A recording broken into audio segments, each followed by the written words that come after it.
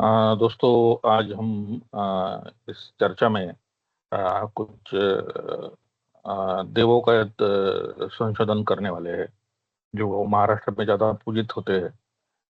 पहला मूर्ति आपको दिखा रहेगा स्क्रीन पे, जिसको हम टाक बोलते हैं। टाक मतलब एक मेटल का, तांबे का बना हुआ एक प्रतिमा रहता है।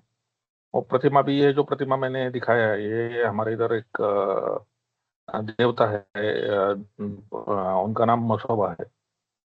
और इनका आप पिक्चर देखेंगे, बहुत सारे लोग इसको पितरों का टाक बोलते हैं, लेकिन ये पितरों का टाक नहीं है। और इसके बहुत सारे चिन्ह हमको कुछ पता चल जाते हैं इसमें क्या क्या है। तो इसमें एक तो एक भैंसा है, और बाद में एक आदमी का चेहरा है जो काफी उग्र है। और उसके सर पे वैष्णव पंथ का जो ये रहता है, टीका रहता है, वो दिखाया गया है। साथ में सूर्य और चंद्रमा है। और ये जो भैंसा है, ये भैंसा एक्चुअली, इसको हमको कोरिलेट करना है तो आ, इस तीसरे एक टाक के चित्र के साथ अपने को कोरिलेट करना पड़ेगा, जो कि आ, देवी का एक महत्वपूर्ण टाक, या सिक्का बोल सकते हैं हम उसको। तो सिक्का जो है, ये जो हमने पहले डिस्कस किया था मेरे एक वीडियो में, ये देवी का महिषासुर मर्दिनी का ये टाक है। तो ये महिषासुर मर्दिनी में आप देखेंगे तो इधर भी ये भैंसा है, काफी छोटा भैंसा दिखता है। और पीछे भी एक भैंसे का मुंह है। देवी का सिंह है इधर। और ये वो महिषासुर है, उसकी जीवा इधर देवी ने हाथ में पकड़ी है। तो जीवा पे नियंत्रण एक, इसको हम बोल सकते हैं। और दूसरा है कि ये कौन है भैंसा, मतलब ये भैंसा जो है, ये सही में ये पिक्चर में भी ये है, और ये इधर ये दूसरे पिक्चर में भी ये भैंसा अपने को दिख रहा है। तो एक्चुअली ये भैंसा जो है वो पुरातन काल के लोगों के स्वरूप में दिखाया गया है। भैंसा जो है वो काफी ताकतवर रहता है। और वैसे ही कुछ पुराने जमाने में जो लोगों को पूरा पूरा धर्म का ज्ञान नहीं था, कुछ अज्ञान था, लेकिन फिर भी उन्होंने जब कुछ ज्ञान लेने की कोशिश की, तो उनको काफी स्ट्रगल करना पड़ा। तो काफी मशक्कत करनी पड़ी, और वो जो है वो इस भैंसे के और ये दोनों पिक्चर में अपने को पता चल जाती है। तो अभी इसका कनेक्शन हम दुर्गा सप्तशती के साथ भी जोड़ सकते हैं। उसमें भी महिषासुर का वर्णन वर्णन है। और साथ में जो देवी सूक्त है, अ, जिसके बारे में मैंने लास्ट वीडियो में काफी चर्चा की थी। तो इसमें ये जो है, ये पर्टिकुलर जो वर्स है, इसमें आपको पता चलेगा।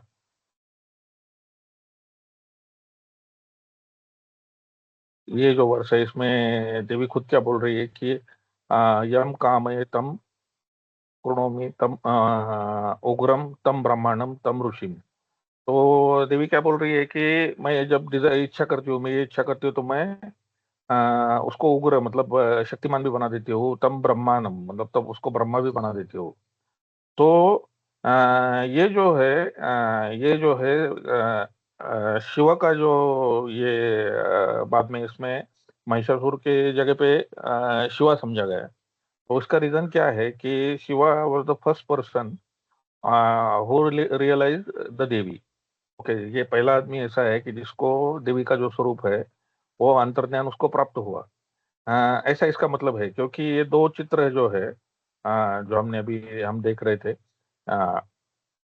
ये देवी का स्वरूप, जो भैंसे को मारते हुए जो देवी का स्वरूप है। तो पहले भी हमने इसके बारे में काफी चर्चा की थी कि ये क्या कर रहा है कि मेरे पास शक्ति है, मेरे पास अहंकार है। लेकिन यदि मैं ये या डर भी है, या जो कोई चीजें मेरे में है, उनको यदि मैं दूर दूर कर दूंगा, और वो कराने वाली तो जगदम्बा है, ये तो अपने को इधर पिक्चर में क्लियर दिख रहा है। तो उसका जब उसको नॉलेज हो जाता है, देवी का इस सूक्त का जब नॉलेज हो जाता है, या देवी को ये भी बोला है कि अहमेव स्वयमिदं वदामि जुष्टम देवी विवृत मानुषे। और उसके पहले अमंत वमांतो पक्ष्यन्ति श्रुति श्रुत सद्यवन्ते वदामि।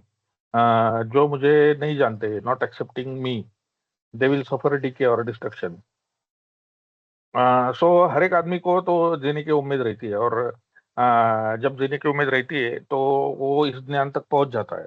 और इस हिसाब से जो भगवान शंकर है, वो पहले ऐसे व्यक्ति है जिनको और उनको हम आद्य गुरु भी बोलते हैं।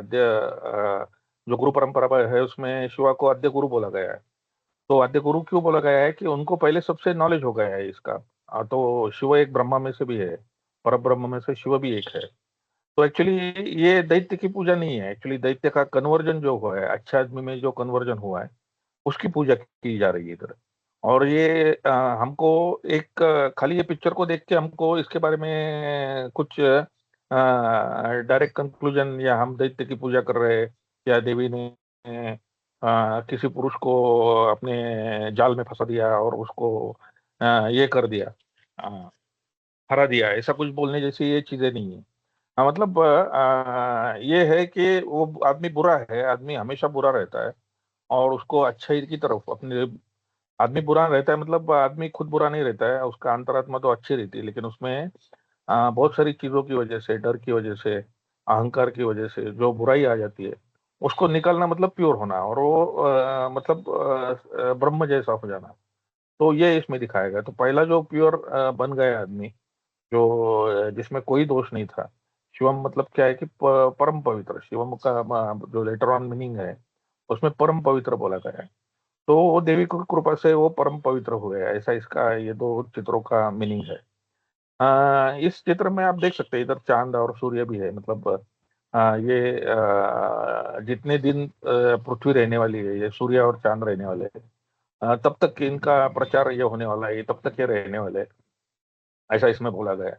और ये जानवर के बारे में बोलेंगे आप तो कोई बोल सकता है कि ये बैल क्यों नहीं है। तो ये बैल नहीं है, ये प्रॉपरली दिखा है, उसके सींग जो दिख रहे हैं वो बिल्कुल भैंसे जैसे है, उसका मुंह जो है फूला हुआ मुंह है। ये जनरली बैल का ऐसा सींग नहीं होता है।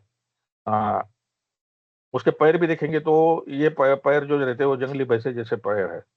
तो ये काफी तरीके से ये पता चल जाता है कि ये वही भैंसा है जो हम महिषासुर मर्दिनी के केस में इसका हम जिक्र कर रहे थे। अभी जैसे राम का चरित्र आ जाता है, श्री राम भगवान ने श्री राम का, तो उसके साथ में रावण का भी चरित्र आ जाता है। लेकिन रावण को अच्छा ज्ञान हुआ, ये हुआ, ये सब लेटर ऑन इसमें दिखाया जाता है। लेकिन इसमें तो ये पूरा स्टार्टिंग से ही पता चल जाता है कि शिव को देवी के बारे में काफी अच्छा ज्ञान हुआ था। और फिर उन्होंने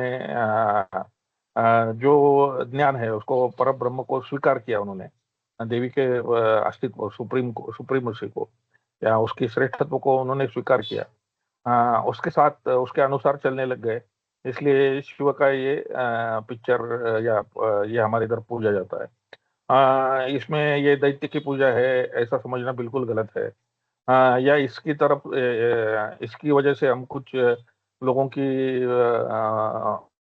लोगों का बुरा कर सकते हैं।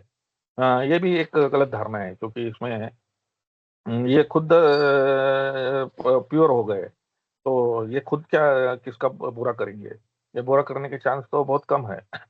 तो ये बहुत सारी चीजें हैं इसमें। साथ में इसमें आप देखेंगे तो बाकी तो काफी जो सजावट रहती है वो सजावट इसमें है। जैसे ये खाम्ब है, और इनका ये वैष्णव का जो चिन्ह है, ये भी काफी इम्पोर्टेंट माना गया है। ये लेटर डेवलपमेंट एक्चुअली, ये विष्णु का जो ये तिलक रहता है, ये ऐसा यू शेप का रहता है, और शिव का जो रहता है वो हॉरिजॉन्टल रहता है। तो ये क्या है, एक्चुअली समझने में भी थोड़ी अपने को दिमाग लगाना पड़ेगा। लोग बोलेंगे कि ये क्या है, ये तो शिव और विष्णु के जो गण थे उनके उनमें तो काफी झगड़ा होता था, तो फिर इनको ये विष्णु का ये क्यों लगाया ऊपर। तो ये जो पंच ब्रह्म हमने बोले हैं जो देवी ने उत्पन्न किए हैं, उनमें समन्वय रखने के लिए ये बोला गया है। तो हम कई बार सुनते हैं कि विष्णु शिव की आराधना करते हैं और शिव विष्णु की आराधना करते हैं, तो ये उसमें दिखाई देता है। लेकिन जो अलग अलग भगवान अलग अलग बाद में वैदिक काल से लेके पुरान काल तक जो भगवानों की या ब्रह्म की उत्पत्ति हुई है, उसमें शिवा का ये पिक्चर देख के क्लियर हो जाता है कि इनका नंबर जो है वो फर्स्ट नंबर है। Who was the first person who knows about Devi. ये पहला आदमी है जिसको देवी के स्वरूप में पता हुआ था। तो ये काफी मायने में इम्पोर्टेंट है इसमें। तो अभी ये हम देखेंगे साथ में हम दूसरा जो फोटो हम बोल रहे थे ये फोटो, इसमें भी हम समानताएं देखने की कोशिश करेंगे तो आपको ये क्लियर पता चल जाएगा ये भी यही वैसा है और जैसे वैसे उसके पैर है। और महिषासुर की कथा तो आपको बिल्कुल पता है। हाँ, तो ये दोनों पिक्चर से अपने को ये बहुत सारी चीजें पता चल जाती है और ये हमारे घर में काफी सालों से पूजा जाता है। मतलब दादा परदादा उनके पुराने जमाने से काफी पुरानी ये भी मिली है इसमें। तो इसलिए ये काफी मायने रखता है। अभी उसी प्रवास में ये एक और एक चित्र है। वो चित्र है, ये हमारे इधर भी ये भी एक देवी है और इसकी उपासना काफी की जाती है। अभी ये दो चित्र आप देखेंगे तो उसमें आपको काफी साम्यताएं नजर आएंगी। तो साम्यता क्या है कि एक तो ये बैठने का आसन है, उसका एक बैठा हुआ आसन है। कई बार लोग इसको लक्ष्मी के साथ तुलना कर देते हैं इस देवता की, लेकिन ये लक्ष्मी नहीं है। इसमें ये नीचे जो देव दिखाए गए, दो देव दिखाए गए, ये देव आपको इधर भी दिखेंगे। तो ये कौन है, ये देवी सही में कौन है, इसके बारे में अपने मन में शंका आ सकती है। तो ये देवी का चित्र जो है आपको पता चलेगा आप थोड़ा अध्ययन करके पुराणों का। तो ये ललिता देवी है और ललिता देवी का उल्लेख जो है वो ललिता सहस्त्र नाम में भी है। ललितोपाख्यान करके एक पुराण में एक इसका वर्णन किया गया है। और वो देवी का वैशिष्ट्य ऐसा है कि एक राक्षस था और वो राक्षस कुछ माया की शक्ति की वजह से, भंडासुर उसका नाम था, वो माया की शक्ति की वजह से काफी प्रबल हो गया था। और उसको मारने के लिए फिर आखिर भगवान जो थे, सब देव थे, उन्होंने अपने शरीर के टुकड़े जो है उनको यज्ञ में डाला था। तभी ये देवी उत्पन्न हुई थी और उसने फिर वो भंडासुर का नाश किया था। वो काफी बड़ा आख्यान है। लेकिन इसमें समझने जैसी बात यह है कि जो भंडासुर था उसने सहस्त्र यूनिवर्स, पृथ्वी जैसे सहस्त्र लोक थे, उनको सबको, और हर एक लोक में एक स्वर्ग था, हर एक लोक में एक नरक था, हर एक लोक में एक मृत्यु लोक था। ऐसे सहस्त्र लोगों को उसने काबिज कर लिया था। और उसको ऐसा वरदान मिला था कि वो काफी सालों तक वो सब इनको आ, वो सृष्टियों को वो कंट्रोल करेगा। उधर के इंद्र को भी वो कंट्रोल कर रहा था, उधर के शिवा को भी वो कंट्रोल कर रहा था, उधर के जो देवी के तीन रूप है उनको भी वो कंट्रोल कर रहा था। मतलब देवी के तीन रूप है वो सरस्वती, महालक्ष्मी और आ, दुर्गा, काली, इनको भी कंट्रोल कर रहा था। तो उसके ऊपर की कोई शक्ति का आह्वान करना जरूरी था। तो उसकी वजह से फिर ललिता जो रोगमेद में हमने जो डिस्कशन किया था वही देवी है और उसका इसमें इधर आह्वान किया गया है, किया था देवों ने। और फिर बाकी भी इसमें साम्यता है, मेन साम्यता है ये देवता जो है देवी के स्थान के नीचे बैठे हुए हैं। ये सबसे जरूरी है। साथ में इसका यंत्र भी बहुत प्रचलित है। देवी का यंत्र जो है बीच में ये दिखाया हुआ है, ये यंत्र है एक्चुअली देवी का। तो इधर भी आप देखेंगे तो इधर आपको एक यंत्र दिखेगा, चौकोन में ये जो दिख रहा है ये यंत्र है। साथ में इधर दिया जलाया हुआ दिख रहा है। साथ में जो टिपिकल हमारे इधर जो चित्र रहता है, ये मूर्ति रहती है उसमें सूर्य और चंद्र ये दोनों रहते हैं हमेशा। तो ये काफी इंपॉर्टेंट रहते हैं। पहले एक्चुअली मैंने इसके ऊपर जो संशोधन कर रहा था तभी मुझे ये मूर्ति महालक्ष्मी की लगी थी। लेकिन लक्ष्मी तो चंचल है, तो वो तो एक जगह पे स्थिर नहीं रहती। तो जनरली और बाकी के ये सब इसमें पिक्चर देख के अपने को ये पता चल जाता है कि देवी के हाथ में भी ये पाश है और ये खंजीर जैसे कुछ आयुध है। लेकिन ललिता देवी का एक इम्पोर्टेंट जो हाथ में रहता है वो गन्ना हाथ में रहता है। वो गन्ना इधर दिखाया गया है। ये काला हुआ में देवी का हाथ का जो गन्ना है वो अभी इधर नहीं है। काफी बार इसमें लोगों को भी अज्ञान है इसके बारे में। तो बनाते बनाते ये लोग फिर वो गन्ने की जगह पे कुछ और आयुध बना दिए। ये थोड़ा बहुत होता है। लेकिन मूल प्रवृत्ति जो है, मूल देवी जो है, ये बाद में ऋग्वेद के बाद में इसका जो एक्सप्लेनेशन हुआ है पुराणों में, जो ललिता उपाख्यान में हुआ है या फिर ललिता सहस्त्रनाम में हुआ है, तो ये सब आख्यान आगे बाद में हुआ है। और ये जो है उनका ही प्रतीक, ये देवी के स्वरूप में इधर हम घर में पूजा करते हैं। तो ये सर्वोच्च देवी है ऐसा बोला गया है। आप इसका वर्णन ललिता उपाख्यान में भी देख सकते हैं। आ, साथ में इधर सूर्य चंद्र जैसे मैंने बोला वो तो टिपिकल रहते ही है हर एक इसमें। और ये काफी मतलब उनका एक रथ था।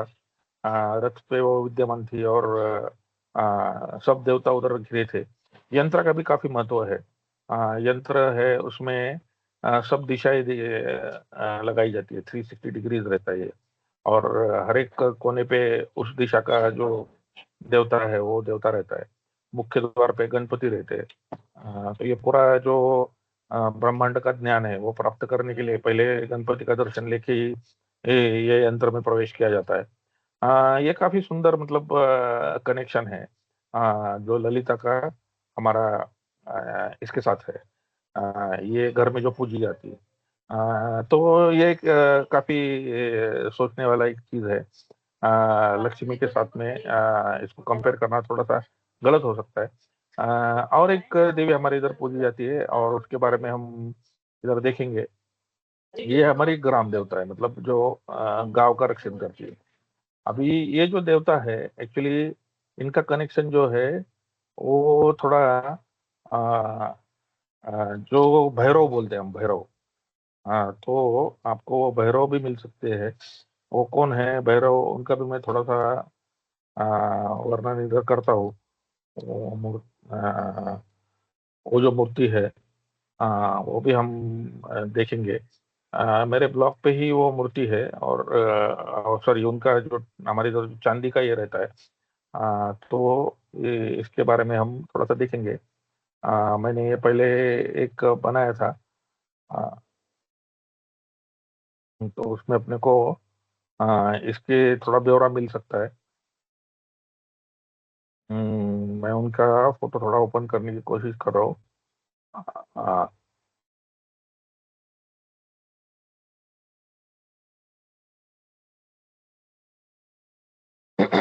तो आपको इधर पता चल जाएगा, मेरे ब्लॉगर का मेरा प्ले पेज है, उसके ऊपर आपको ये देवों के वर्णन सब मिल जाएंगे।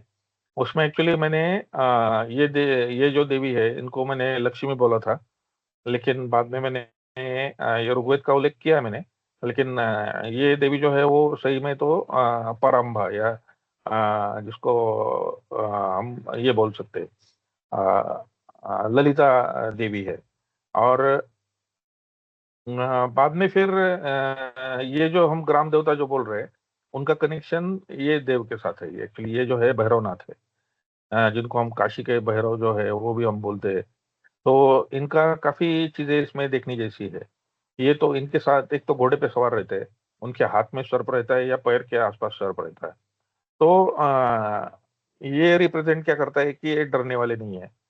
साथ में इनके इधर भी आप देखेंगे तो उधर एक कॉर्नर में आपको एक ये चार ऐसे डॉट दिखेंगे। ये चार डॉट मतलब क्या है, ये ग्राम का निर्देशन करते हैं। ग्राम मतलब गांव का।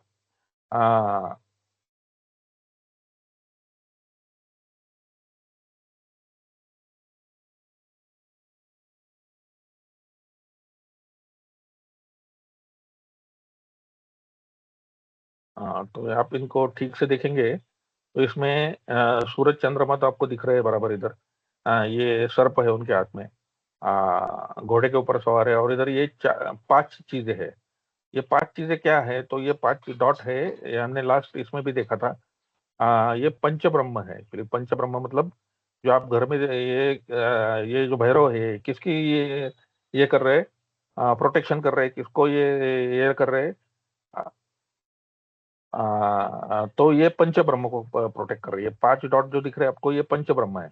इसमें एक देवी है, एक शिवा है, एक गणपति है और एक विष्णु है। या फिर अलग अलग लोग इसके अलग अलग पंच ब्रह्म में डिवाइड कर देते हैं। तो ये पंच ब्रह्म की जो पूजा है, देवी लक्ष्मी, शिवा, विष्णु और एक आदित्य बोला जाता है। तो ऐसे ये पंचब्रह्म है। तो आपके घर के देवताओं के रक्षण करने वाला कौन है? तो ये भैरव है। और ऐसे करीबन 52 52 भैरव बोलते हैं, ऐसे विद्यमान रहते हैं। तो इनका विस्तार काफी ज्यादा रहता है। और ये आपका ग्राम के रक्षण में, गांव के रक्षण में, या आपके देवता के रक्षण में मेनली। और इधर आप देखेंगे तो ये जो चिन्ह दिख रहा है, ये चिन्ह एक्चुअली आपके इसका बैल का जो गाड़ी रहता है, बैल के गाड़ी का ये चिन्ह है। ये इधर सूरज दिख रहा है, चांद इधर कॉर्नर में चला गया है, लेकिन ये चिन्ह आपको अभी मैं, ये भैरव की जो ये है, ये उनका पुरुष स्वरूप है। और उनकी जो काउंटर पार्ट है, उनकी जो देवी है, उसको ये चित्र में हम देख सकते हैं। हाँ, ये देवी है, उनको हम उसके काउंटर पार्ट में देख सकते हैं। तो देवी ये देवी है जो एक ग्राम देवता है। इसको योगेश्वरी भी बोला जाता है। भैरवनाथ और योगेश्वरी, ये दोनों का एक जोड़ी है। तो ये दोनों मिलके अपने ग्राम की रक्षा करते हैं। इसमें क्या है, ये आपके बच्चों की रक्षा करती है, आपके खेत की रक्षा करती है, आपका जो खेत में ये निकला हुआ है, फसल निकली हुई है, उसकी भी रक्षा करती है। ये दिन रात रक्षा करती है।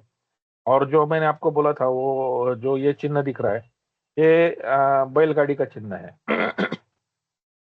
साथ में इधर वो पांच जो बोला था मैंने आपको, पांच पांच ब्रह्म, तो ये पंच ब्रह्म आपको इधर दिखेंगे, एक दो तीन चार पांच। तो ये वही शिवा, विष्णु, देवी, गणपति और आदित्य। ये पंच ब्रह्म की पूजा अपने इधर पहले से की जाती है। इनके द्वारा ही हम देवी तक पहुंच सकते हैं। तो जैसे इनके तरफ पहुंच गए तो हम देवी की तरफ पहुंच गए, ऐसा समझा जाता है हिंदुइज्म में। लेकिन इससे भी ऊपर का नॉलेज अपने को लेना चाहिए, मतलब सही में ये पंच ब्रह्म है, लेकिन ये पंच ब्रह्म को निर्माण करने वाली कौन है, ये भी अपने को इसमें सोचना चाहिए। तो ये दोनों चित्रों में आपको एक महत्व की चीज दिखी रहेगी कि ग्राम में जो चीजें रहती है, गांव में जो चीजें रहती है, आपके घर के देवता रहते हैं। और बहुत सारे लोगों में एक तो ये जो देवी है, ये ग्राम देवी, उसकी पूजा की जाती है। या फिर दूसरे साइड में जो भैरव है, उनकी पूजा की जाती है। दोनों की एक साथ में पूजा नहीं होती है। अभी ये जो भैरव स्वरूप है, ये आप देखेंगे तो इसमें आपको पता चल जाएगा कि ये जो है, ये सर्प नीचे है। थोड़ा इसमें भेद आ जाता है मूर्ति में। सर्प नीचे है, साथ में हाथ में तलवार है, और घोड़े पे सवार है। बाद में सूर्य चंद्र भी आपको दिख रहे हैं। ये थोड़ा इतना ठीक से नहीं प्रिंट हुआ है। लेकिन ये दूसरी जो भैरव की मूर्ति हमने देखी थी, वो मूर्ति हम देखेंगे तो आपको पता चल जाएगा कि उसमें भी पंच ब्रह्म जो है, उनका संरक्षण करने वाले देवता ये दिखाए गए हैं, जो हम पंच ब्रह्म बोल रहे हैं। ये पंच ब्रह्म का हमने जो जिक्र किया था। बाद में गांव की जो चीजें है, घर, आपकी गाड़ी, जो आप प्रवास करते हैं, बैलगाड़ी पहले रहती थी, उससे प्रवास करते थे, उसका ये चित्र है। और भी एक ये भैरवनाथ का मेरे पास और भी एक पिक्चर है। अ,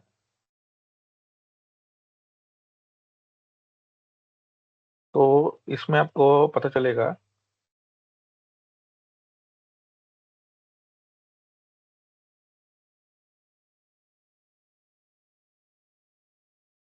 इसमें भी आपको सर्प दिखेगा। बहुत ग्राम की बहुत सारी चीजें इसमें दिखेगी, लेकिन इसमें ये क्लियर नहीं है इतना। लेकिन घोड़े पे सवार है, इतना तो पक्का है। और हाथ में उनके आयुध भी है। तो ये भी काफी मायने में सिमिलर मूर्ति है। इनको भैरवनाथ बोला जाता है। और ये काशी के भैरवनाथ जो है, कोतवाल बोलते हैं उनको, काशी के कोतवाल। तो ग्राम का रक्षण करने के लिए पुराने जमाने में जो